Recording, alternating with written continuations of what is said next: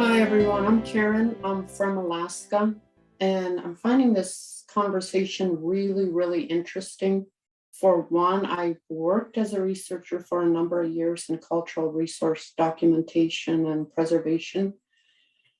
And as I'm listening, I'm thinking, yes, yes, because I feel like, I have my own questions being coming across this understanding over 7 years ago.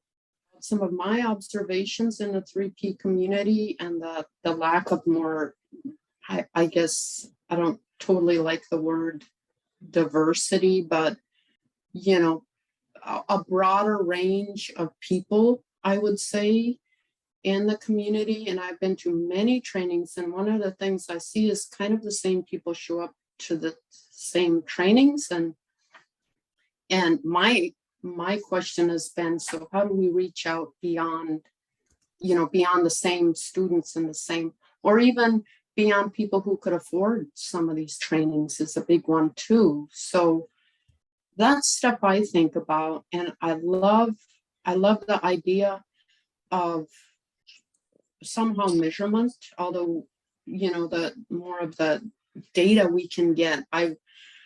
I'm into my 7th year of running a remote Alaska program for teens, and I've been sharing this understanding, but just listening to you now is making me realize how can I measure and evolve and grow what I'm doing? So often we create a program or project, and then we just do it and do it again. And, if it's a kids camp, we're doing it again. And I'm really looking at what's working and what isn't, and what are the kids getting from it. And because that is helpful data. It's really helpful data. And so I just wanted to share that. And I guess beautiful, Karen. Amazing. touch. Yeah, Jeanne could talk to because one of our biggest passions about this whole team and project is the equality factor. So could you talk to that, Jeanne? Yes, I was already so thrilled to say something. Thank you. So one of the things I've noticed, research itself already is an elite sport, right? It's very expensive to conduct research.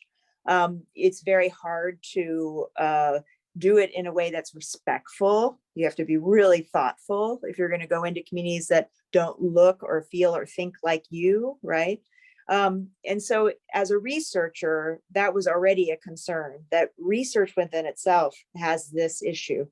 But then the 3 Principles community has this issue, right? It has been spread among people to people. And so we have the people on the ground who are just sharing it because it helped them and changed their world, and they don't get paid for it. And then you have sort of the super elite who charge, maybe $50,000 a year for training. And so there we have that spread. And in the psychology community, we think of well-being as sort of being something that is available for people with money or housing or, with resources. We don't think about well-being for people who, may have serious mental health issues. And so that too really speaks to me. It's like, how do we say to the research community, the psychology community, the 3P community, well, hang on a second, everybody has a right to their own innate health. Everybody has a right to learn about it, to know that it's there, to use that inner resource to manage some pretty messed up policies, structures within which they are trying to function, trying to live, trying to build families, right? Trying to work. And so I'm very passionate about that, actually, from a social activist angle. It's because people do have this inner resource. Everybody has this inner resource. And so how do we make sure that people who are part of these structures understand and see the innate health in the people they're helping, right? Because that's a different kind of relationship. If you're a collaborator, helping somebody uncover something they already have, that's very different than being the expert teaching someone how to control themselves, right? Totally different discussion.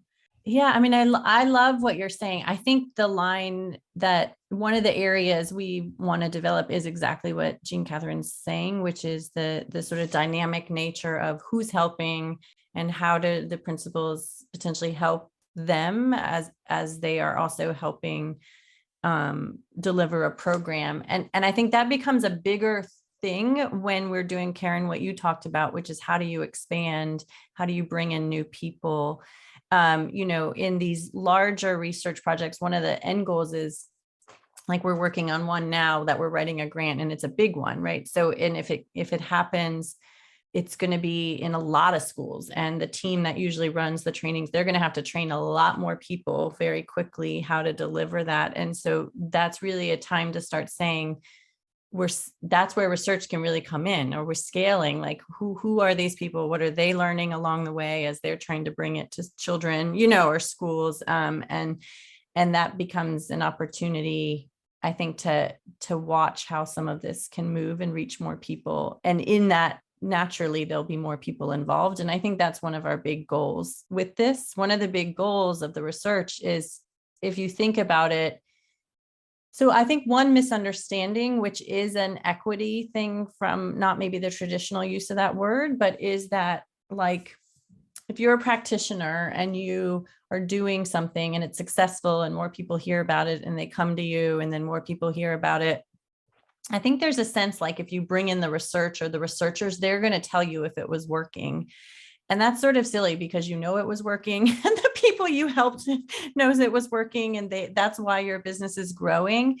But what they will do is try to think about, can we articulate how and why, it's working, and can we measure what maybe, and that's one element of it. And I think a second element of it, though, is the moment you can take something and study it and really create a narrative. And now we're getting closer to the kind of papers that, like, Anna and Jeanne were talking about, that take longer. But once you have that one study gets written about all over the place. There's one published study, there's 10 conference presentations, there's hundreds, if not thousands, of people who will download that article and share it. So all of a sudden, you're not just talking to the people who might hear it in your reach. It becomes a net mechanism for telling more people about it and making it accessible. Access to the information is one big part of equity. And then a second big part of making these ideas equitably available is that they reach the systems that fund things, where you don't have to be the one to seek it. You don't have to be the one to find it. You don't have to get lucky you ran into somebody who told you about it, and you don't have to pay for it. And the only way you can have that happen is that it gets adopted by places that will fund it for everybody. And that won't happen without research. It won't get on the lists of the national mental health organizations, or it won't get adopted by the schools. It won't be on the list. It won't be in the room, unless the people running those systems think it has something behind it. So that really is the motivation for a lot of what brought us to the work, that has always brought me to the work, is that the only way to get in those systems and make sure someone else pays for someone else's access to this information is to make sure it has the backing needed so it doesn't get overlooked. And I think that's a lot.